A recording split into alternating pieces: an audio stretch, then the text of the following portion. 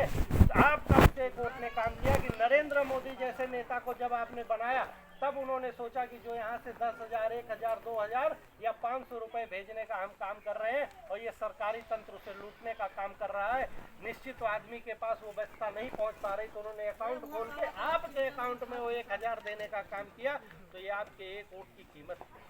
आप सोचिए कि 2,000, 5,000, 10,000 रुपया लेके जब घर में अव्यवस्था होने पे चिट्ठी के माध्यम से पैसा भेजने का काम होता था, पैसे की जरूरत आती है और पैसा पहुंचता था 15 दिन बाद।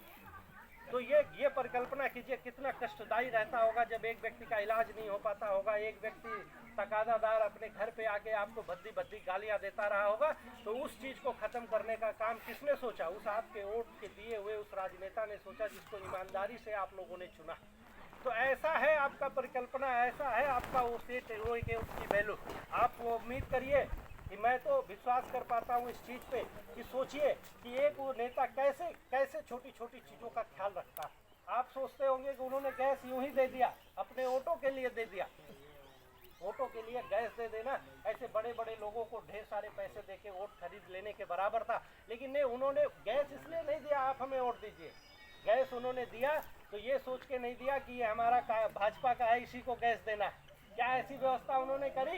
इसमें बहुत सारे ऐसे लोग भी बैठे होंगे जिन्होंने वोट नहीं दिया रहा होगा, लेकिन उनको कनेक्शन भी मिला होगा बिजली का, उन्हें गैस का भी कनेक्शन मिला होगा, उन्हें हर एक लाइट का, मतलब जितनी भी आप प्रधानमंत्री की तरफ से योजनाएं चालू हुई उनका लाभ उन्हें भी प्राप्त हुआ होगा। ये क्यों हुआ? क्योंकि जब एक महिला गैस इस पे जब खाना बनाती थी चूल्हे पे, तो धुएं का जो अंगार उठता था उससे आंखों का चले जाना, आंखों में रोशनी कम हो जाना, घेगा रोग का हो जाना, फेफड़ों में रोग हो जाना, खांसियां आना, ऐसे तमाम बीमारियों से हमारी महिलाएं जो है वो ग्रसित हो जाती थी। उसका इलाज नहीं था। आप देखते होंगे अगर आप लोगों की उम्र की बात की जाए तो उसमें घेगा रोग और ये सारे रोग आम बात थी, हर किसी को हो जाया करता था। तो ये धुएं का प्रकोप था, उसको समझना बड़ी बात, उसको समझ के उचित देना बड़ी बात है। तो उन्होंने इसलिए नहीं दिया कि हम फ्री का दे रहे हैं आप वोट कर रहे हो, नहीं, आपने वोट दिया और आपकी उस दुर्दशा को, उस व्यवस्था को समझने के बाद इस चीज को देने का काम अगर किसी ने किया तो नरेंद्र भाई मोदी ने किया। वो क्यों किया? क्योंकि उन्हें मजबूत आपकी उस एक वोट।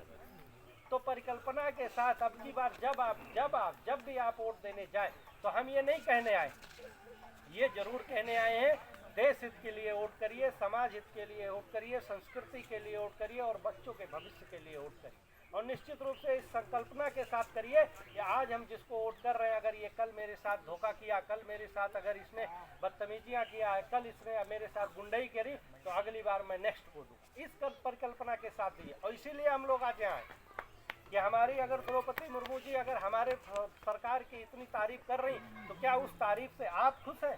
क्या उस व्यवस्था से आप खुश हैं? क्या आप उस चीज़ से प्रसन्न हैं? ये सबसे बड़ी बात है।